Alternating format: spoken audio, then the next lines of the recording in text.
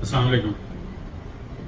میں آج بابر اعظم کے حوالے سے تھوڑی بات کرنا چاہتا ہوں کہ پچھلے کچھ دنوں سے میں دیکھ رہا ہوں کہ ہر بندہ اس پہ تنقید کر رہا ہے. پہلے کپتان تھا، یہ اچھی کپتانی نہیں ہے، ٹھیک ہے، اور اب جو ہے وہ کپتانی سے ہٹا تو جی وہ اوپننگ کا مسئلہ آ گیا کہ جی اوپننگ اتنی سلو کرتا ہے کہ نیچے کوئی کھیل نہیں پاتا، اور اب جب دوبارہ کپتان بنا ہے جی وہی حالات ہیں.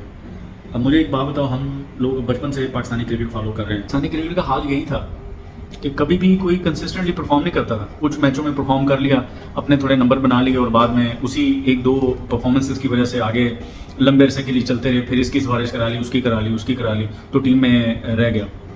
اب یہ حال ہے کہ اب اگر ایسا بندہ ہمیں مل ہی گیا ہے کہ جو کنسسٹنٹ ہے، وہ اپنی پرفارمنس تو ڈسپلن سے کر رہا ہے، اور اپنی پرفارمنس جتنے ڈسپلن سے وہ کر رہا ہے وہ مسلسل ایک ہی لائن میں چلتا جا رہا ہے، چلتا جا رہا ہے، چلتا جا رہا ہے. اب 11 میں سے 10 کھلاڑیوں کو چھوڑ کے اس ایک کے پیچھے ہو گئے کہ وہ اتنا مستقل مزاج کیوں ہے، کہ وہ کیوں نہیں دوسروں کی طرح رولر کوسٹر کی طرح کبھی بہت اچھی پرفارمنس تو کبھی بہت نیچی پرفارمنس. اور کچھ پلیئر تو ٹیم میں ایسے ہیں کہ جن کو پرفارمنس سے کوئی غرض ہی نہیں ہے.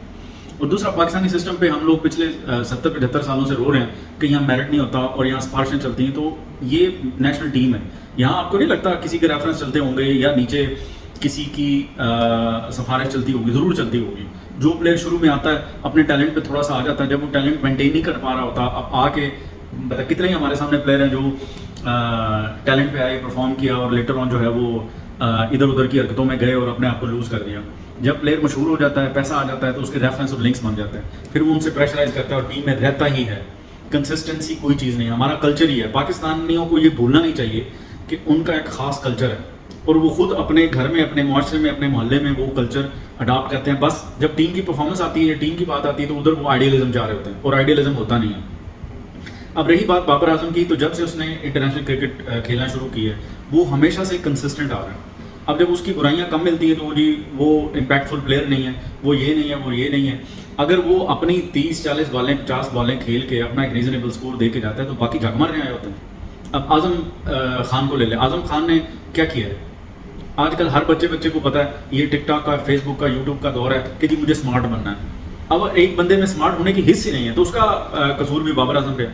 اب بابر اعظم پہ کتنا پریشر ہے اس کو کھلانے کا یا باقیوں کو نہ کھلانے کا، یا اس کو رکھنے کا، اس کو نہ رکھنے کا. بس الزام لگائے رکھو، نہ کوئی لاجک ہے، نہ کوئی بات ہے. اگر ایک بندہ اچھا کھیل رہا ہے نا، اور صرف بیسک بات کو لے لو کہ وہ بندہ اگر اپنی پرفارمنس آتے ہوئے دے رہا ہے تو اس کو رگیدنا چھوڑ دو، اس کو اپنی پرفارمنس پہ مینٹین رکھو، باقیوں کو پکڑو. پاکستانیوں میں نا جیلسی بڑی ہے کہ جو بندہ تھوڑا سا، وہ مثال مجھے اکثر یاد آتی ہے کہ وہ لطیفہ جو بنا ہوا ہے کہ جہنم میں ایک گڑھا ایسا ہوگا جہاں پہ اوپر شرطا یا پولیس والا کوئی نہیں کھڑا ہوگا کہ جو باہر نکلے اس کو نیچے پھینکو. کیوں؟ نیچے سارے پاکستانی ہیں، ٹانگ سے پکڑ کے خود ہی کھینچ لیتے ہیں. اب جو وہ بن ہی رہا ہے وہ اپنا ٹھیک کھیلا، تو باقی جو پرفارم نہیں کریں. شاداب کا کیا ایٹیچیوڈ ہے کہ ٹھیک ہے، ہوئی نہ ہوئی نہ سے. افتخار صاحب نے کیا کیا ہے؟